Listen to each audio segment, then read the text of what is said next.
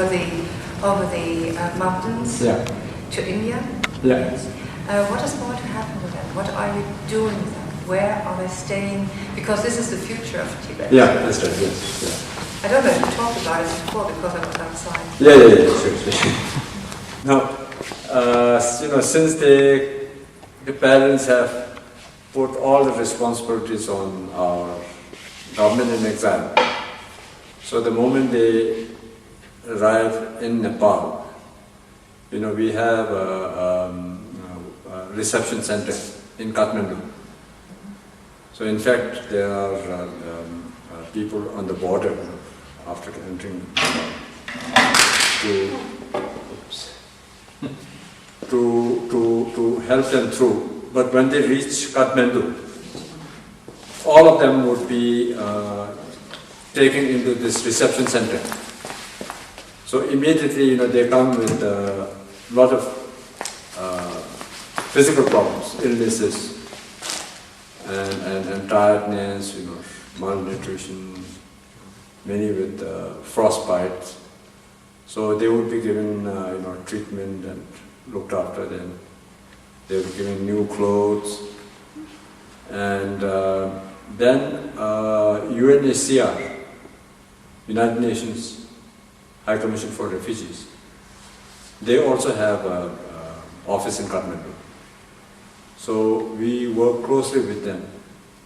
So then UNHCR provides them the minimum protection and also gives stipend money for their upkeep where they are in Kathmandu reception center. And this money is given by the US government to UNHCR. So while they are in Kathmandu, they are taken into the center, they are registered, they are taken care of. And then there's a sizable number collected. Then they are taken to the Indian embassy now. And then they have to apply for permit to go to India. And with that permit, then we organize, the reception center organizes buses, coaches to drive them to, they all go by land. They come to Delhi, New Delhi. And Delhi again we have a big center. So they come to that center. And then people coming from Tibet, they would be basically, I think, four categories. One, small children, school-going children. So then they would be, then we have school institutions. And these children are distributed to the institutions. So school-going children.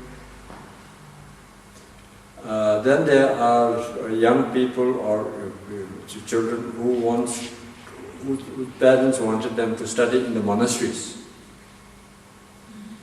And in Tibetan Buddhism, we have four schools, 4 traditions. So depending on which tradition the child wants to go, then that would be it. And then there are young adults, like people in 18, 20, early 20s, with no formal education, too old for normal school. So then we have what we call vocational training centers. They are given, vocational, job-oriented training. They'll be taught Tibetan and English, rudimentary maths and things like that. But then they will be given cooking, driving, motor mechanics, carpentry, masonry, a whole range of things. Then there are people, I mentioned the monks and nuns. So then, if they want to go from Delhi to monasteries, then they would be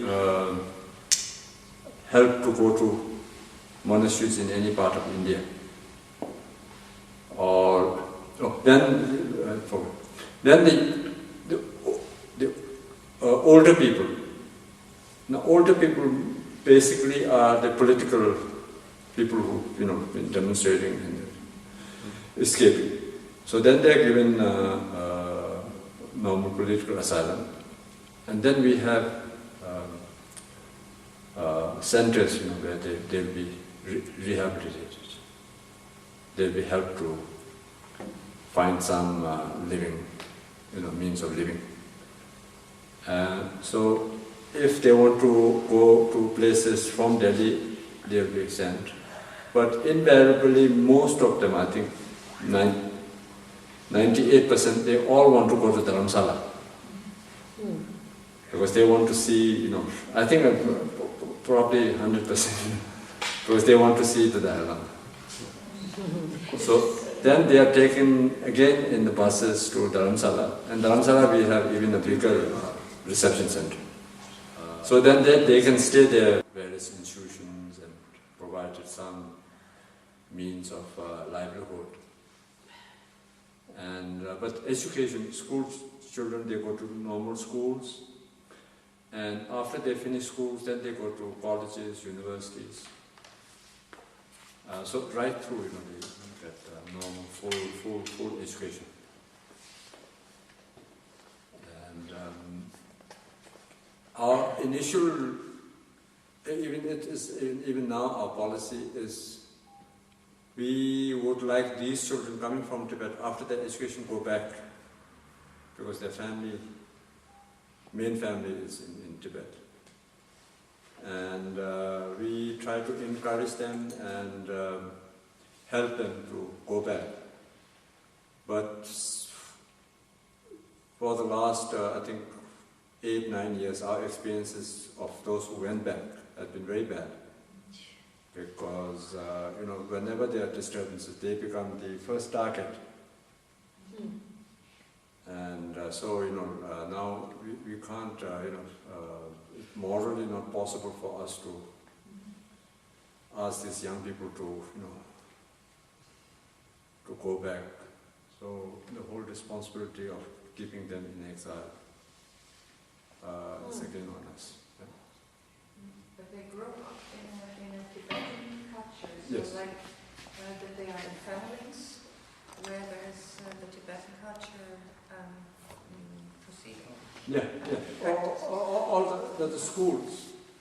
The schools are, they're Tibetan schools. So the entire environment is Tibetan. There's language, religion, culture, history, plus the normal modern education.